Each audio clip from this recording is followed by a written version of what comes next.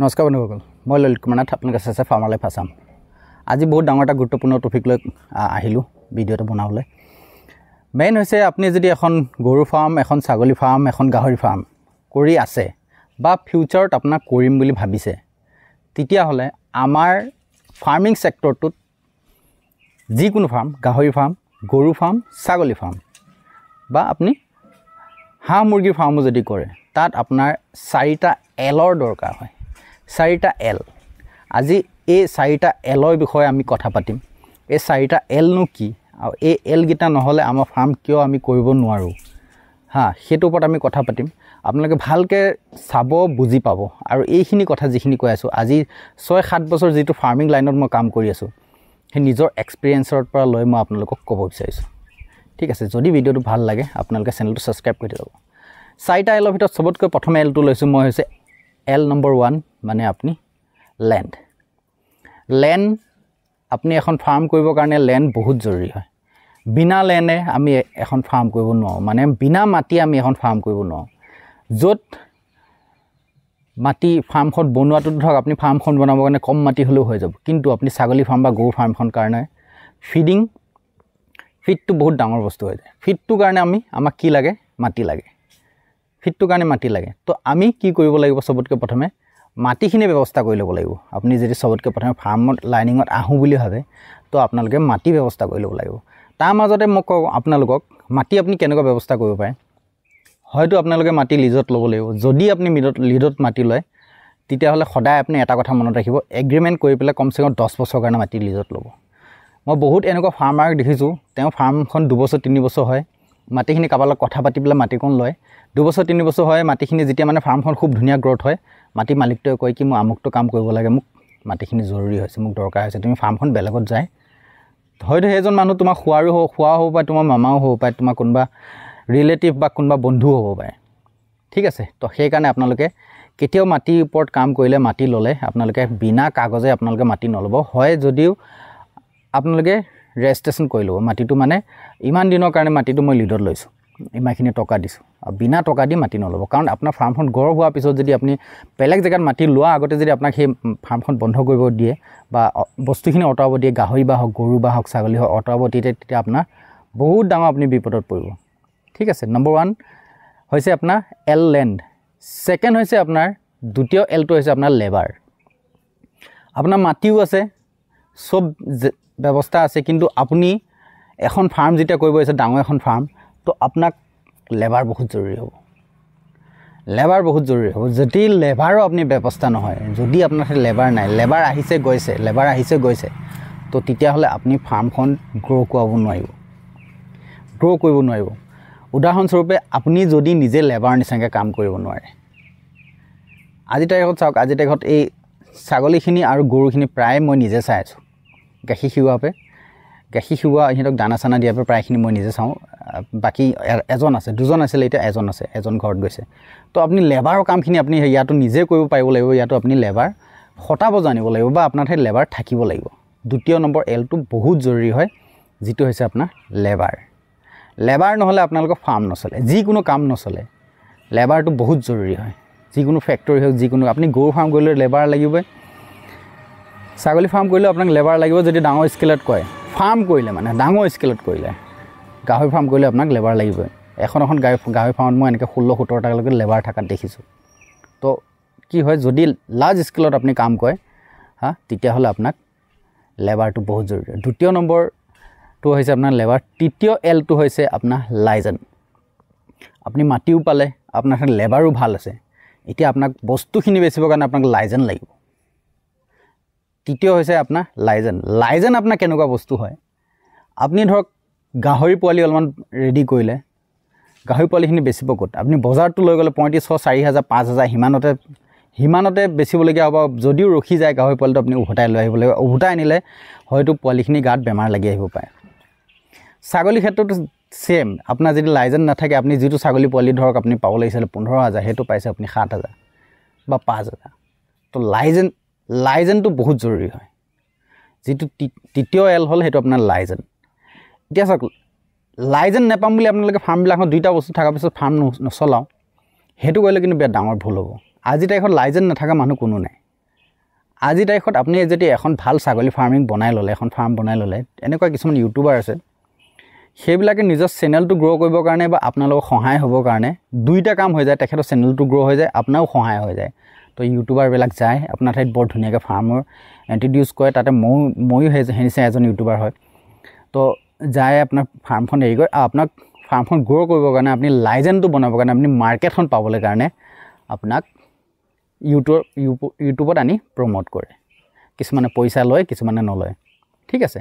তো সেনেকৈ আপোনাৰ লাইজেনটো আপোনাৰ জৰুৰী হয়, আৰু লাইজেনটো আপোনালোকে আৰামছে পাই যায়। বৰ্তমান ছ'চিয়েল মিডিয়াৰ যুগ হয়, আপোনালোকে লাইজেন বহুত ধুনীয়াকৈ পাই যায়। নিজেও এটা ইউটিউব চেনেল খুলিব পাৰে, ফেচবুকত আপোনালোকে নিজে ফেচবুকৰ নিজৰ সেইটোতো আপুনি ভিডিঅ' আপলোড কৰি আপুনি আৰামছে আপোনাৰ লাইজেনটো ৰাখি আপোনালোকে ফাৰ্মখন ধুনীয়াকৈ আগুৱাই নিব পাৰে। যিকোনো ফাৰ্ম, গাহৰি ফাৰ্ম, গৰুৰ ফাৰ্ম, ছাগলী ফাৰ্ম, হাঁহ মুৰ্গা কুকুৰা ফাৰ্ম, যিকোনো এখন ফাৰ্ম আপুনি আৰামছে 3 নম্বৰ L লাইজেন লগাই আপোনালোকে কামটো কৰিব পাৰে। এতিয়া চবতকৈ ডাঙৰ, চবতকৈ মেইন পইণ্ট হৈছে আপোনাৰ 4 নম্বৰ L নম্বৰ 4 লেচন, শিক্ষা। শিক্ষা লাগিব আপোনাক এখন ফাৰ্ম কৰিব হ'লে। কলেজত যায় পঢ়া শুনা শিক্ষাটো নহয়।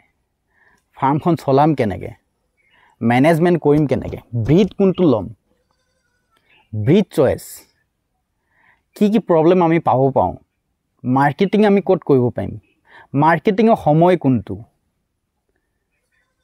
ঠিক আছে, মাৰ্কেটিঙৰ সময় কোনটো, কেতিয়া আমি বস্তু বেচিব লাগিব, গাহৰি আমি কেতিয়া বেচিব লাগিব, কোনখিনি সময়ত গাহৰি ডিমাণ্ডটো বেছি থাকে, কোনখিনি সময়ত ছাগলী ডিমাণ্ডটো বেছি থাকে, যেনেকৈ বছৰ 3 বাৰ ছাগলী খুব বেছি ডিমাণ্ড থাকে, হাই ৰেটত থাকে, সেইকেইটা সময় কেতিয়া, গাখীৰ কেতিয়া দাম কম হয়, গাখীৰ কেতিয়া এভেইলেবল হ'ব নালাগে, সেইখিনি সময়ত গাঁৱতো খুব গাখীৰ ওলায় যদি আপুনি গাখীৰত কাম কৰিছে, সেইখিনি লেচন আপোনাৰ থাকিব লাগিব। বেমাৰৰ বিষয়ে আপুনি লেচন থাকিব লাগিব। আপোনাক লেচন শিকোৱাবৰ কাৰণে আপোনাৰ পিছত আপোনাৰ এজন গুৰু থাকিব লাগিব।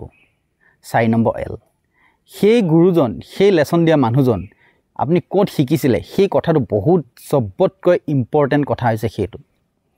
আজিৰ তাৰিখত আপুনি যেতিয়া এখন ফাৰ্ম ষ্টাৰ্টিং কৰিবৰ কাৰণে আপুনি ওলাই আহিব, ফাৰ্ম ষ্টাৰ্টিং কৰিবৰ কাৰণে আপুনি যেতিয়া ওলাই আহিব, ফাৰ্মখন কৰিম বুলি আপুনি মনে প্ৰাণে ভাবি কৰি ল'লে, একদম পূৰা ফুলফিল আপোনাৰ ৰেডি, আপোনাৰ মানে মানি চানি চব একদম ক্লিয়াৰ হৈ আছে। এতিয়া আপুনি খালি ফাৰ্মখন কৰিব লাগে। এতিয়া আপুনি লেচন ল'ব লাগিব, শিকিব লাগিব। ক'ৰপৰা শিকিব?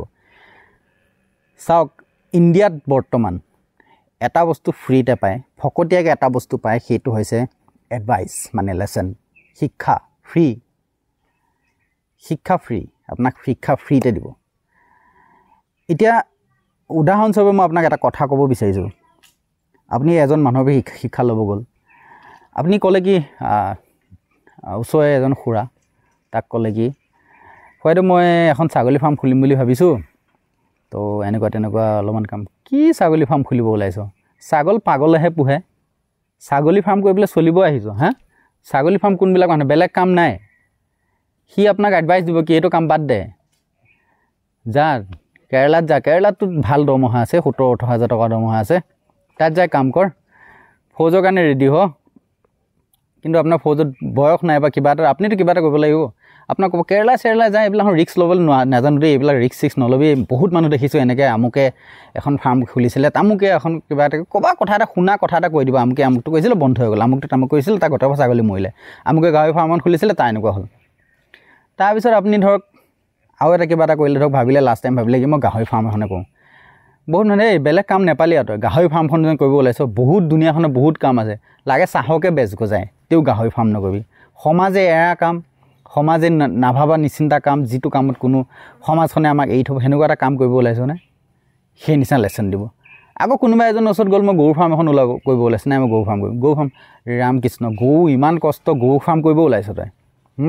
গৰু ফাৰ্ম কৰিব, কঁকালপে তলখিনি সদায় ভেজিয়ে থাকিবতো, বুঢ়া হৈ যাবি সোনকালে বুঢ়া হৈ যাবি তই। মাথাটোত আৰু একো নাই আৰু, সেইবিলাক কাম, কঁকাল ভাঙিবতো, কঁকাল লাগিবতো, সেইবিলাক কামহে পালি হৈ যায়। বেলেগ কিবা কাম কৰ, গৰু কাম বহুত কষ্ট, ঘাঁহৰ কাৰণে যি কষ্ট, ঘাঁহ কপে আনিবি, খেৰ কপে গোটাবি, লেচন, সেইবিলাক লেচন ল'ব, সেইবিলাক লেচন দিব। তো আপুনি বিচাৰিব লাগিব এনেকুৱা এজন মানুহ, যিজন মানুহে অলৰেডি ছাকচেছ হৈছে কাম কৰি। আপুনি বিচাৰিব লাগিব এনেকুৱা এজন মানুহ, যিজন মানুহে গৰু ফাৰ্ম কৰি ছাকচেছ হৈছে, দেখিছে কি গৰু ফাৰ্ম কৰি পেলাই তেখেতে মানে ডাঙৰ ঘৰ বনাইছে, তেখেতক বিলাসী বাহন আছে, চব গৰু ফাৰ্মতে, ল'ৰা ছোৱালী পঢ়াই আছে, চব গৰু ফাৰ্মতে কৰি আছে। সেনেকুৱা এজন মানুহৰ ওচৰত আপুনি যায়, গৰু ফাৰ্মৰ বিষয়ে শিকিব লাগিব। মই ধৰক গাহৰি ফাৰ্ম কৰিম, মই গাহৰি ফাৰ্ম কৰা, এতিয়া মোৰ এনেকুৱা ভাল ভাল বন্ধু কিছুমান আছে, তেওঁলোক অলৰেডি গাহৰি ফাৰ্মত ছাকচেছ, তেওঁলোক অলৰেডি গাহৰি ফাৰ্মত ছাকচেছ, 27-28 লাখ টকা মাটি চাটি কিনি মানে ভাল এটা লাক্সাৰী লাইফ যি আছে, ধুনীয়া এটা কাম কৰি আছে। মই তেওঁৰ পৰা যাই জ্ঞান ল'ম, তেওঁৰ পৰা শিকিম পোৱালি কেনেকৈ জন্ম হোৱাৰ পিছত কিটো প্ৰিকশ্যন কেনেকৈ ৰাখিব লাগিব, কি খুৱাব লাগিব, কেনেকৈ ধ্যান দিব লাগিব, সেইখিনি মই ক'ব শিকিম। ক'ব মাৰ্কেটটো কেতিয়া পাবি তই, গাহৰি মাৰ্কেটটো বগা গাহৰিটো মাৰ্কেট আছে নে ক'লা গাহৰিটো মাৰ্কেট আছে, শ্বিলঙত বেচিব যাওঁ যদি মই কোনটো গাহৰি বেছি দাম পাম, সেই বস্তুটো ক'ব শিকিম। মই এজন জানা শুনা মানুহৰ পৰা শিকিম। আৰু সেই বস্তুটো যদি মই এজন নাজানা নুশুনা মানুহৰ পৰা শিকিব যাওঁ, মই কেতিয়াও ছাকচেছ নহওঁ। মই মানে লেচন ল'ব লাগিব সেইটো মানুহৰ পৰা যিটো মানুহে অলৰেডি চব কথা জানে, বুজিলেনে? লাগিলে সেই ক্ষেত্ৰটোত আপুনি নিজৰ দেউতাৰ পৰাও লেচন ল'ব নালাগিব। আপুনি আপোনাৰ দেউতাৰ কথা প্ৰতিটো শুনে, মানিছোঁ। এতিয়া মই এটা কথা কৈছোঁ, মোৰ দেউতাই ধৰক 20-21 হাজাৰ টকা পেঞ্চন পায়, ঠিক আছে। মই দেউতাৰ পৰা কথা এটা শিকিবৰ কাৰণে মই দেউতা আমুকটো কৰিম, এইটো কাম কৰিম, তো মই এনেকুৱা ভাবিছোঁ। আমাৰ দেউতাই কিমান পায়? 20-21 হাজাৰ টকা দৰমহা পায়। তো সীমাখিনিৰ ভিতৰতে পেঞ্চন পোৱা সীমাখিনিয়ে মানে তেখেতৰ নলেজ, যদি তাতকৈ বেছি নলেজ হ'ল হয় তেতিয়াহ'লে আৰু আগুৱাই গ'ল হয়। মই কিয় শুনিম? মই ধৰক মাহে ধৰক ইনকাম কৰোঁ 1 লাখৰ পৰা 1.5 লাখ টকা, মই 1 লাখৰ পৰা 1.5 লাখ টকা ইনকাম কৰোঁ, আৰু মই শুনিম যদি এজন 20-21 হাজাৰ টকা দৰমহা পোৱা মানুহ এজনৰ কথা যদি শুনিব যাওঁ, মোৰ নিশ্চয় লছ হ'ব। তেওঁ সেইখিনি নলেজ নাই, সেইখিনি নলেজ থকা হয় তেখেত মোৰ জেগাত হ'ল হয়, আৰু মই তেতিয়া আৰু অলপমান ওপৰত হ'লোঁ হয়, বুজিছেনে? তো মই লেচন ল'ব লাগিব সেই মানুহজনৰ পৰা, যিজন হৈছে যিজন মানুহে আপোনাক শিকাব পাৰে, ঠিক আছে। 4 নম্বৰ এলটো হ'ল সেইটো, লেণ্ড, লেবাৰ, লাইজেন আৰু এটা হৈছে লেচন, ঠিক আছে। আপোনালোকৰ গোটেইকেইটা এলৰ বিষয়ে মই আপোনালোকক কৈ দিলোঁ, আৰু ইয়াতকৈ আৰু ডিপলি আপোনালোকক কোনোবাই বুজাইছে যদি নাজানো, কিন্তু মই ভাবোঁ আপোনালোকক যিমানখিনি কথা জানিব লাগে এইখিনি কথা ক'লোঁ। এইখিনি কথা যদি আপুনি ফ'ল' কৰে 100% আপোনালোকে ফাৰ্মিঙত ছাকচেছ হ'ব, ঠিক আছে। 100% ফাৰ্মিঙত ছাকচেছ হ'ব। মোৰ ফাৰ্মিঙত আজি মই ছাকচেছ নোহোৱা নহয়, মই এই ফাৰ্মিং লাইনত মই বহুত টকা কামাইছোঁ, চৰকাৰী চাকৰি বাদ দি দিছোঁ। আপোনালোকক ক'লে আপোনালোকে ক'ব ইমান টকা কামালি নে? তো এইবিলাক কথা নকওঁ, কেতিয়াবা ক'ম মই কিমান টকা কামালোঁ এই লাইনটোত 2019 হ'ব, বেলেগ এটা ভিডিঅ' বনাই ক'ম। কিন্তু মই আপোনালোকক এটা কথাই ক'লোঁ, এইখিনি যদি ফ'ল' কৰি আপোনালোকে কাম কৰে 100% ছাকচেছ হ'ব। এজন এনেকুৱা গুৰু বিচাৰক, এজন এনেকুৱা মানুহ বিচাৰক যিজন মানুহে নিজে ছাকচেছ, গড ফাৰ্মিঙত, কাউ ফাৰ্মিঙত, পিগ ফাৰ্মিঙত, সেইজন মানুহৰ নেগুত ধৰি লওক। সেইজন মানুহৰ নেগুত ধৰি যদি আপুনি যাব পাৰে 100% আপুনিও ছাকচেছ হ'ব, ঠিক আছে। মোৰ পেনেবে লাষ্টত মই এটা এলৰ কথা আপোনালোকক কৈ দিওঁ, চাওক এইটো এল, মোৰ পেনেবে আপোনালোকক আৰু এটা এলৰ কথা কৈ দিছোঁ, লাইফত আমি মানুহ হিচাপে যিহেতু পৃথিৱীত আহিছোঁ, আমি কাম কৰিবৰ কাৰণে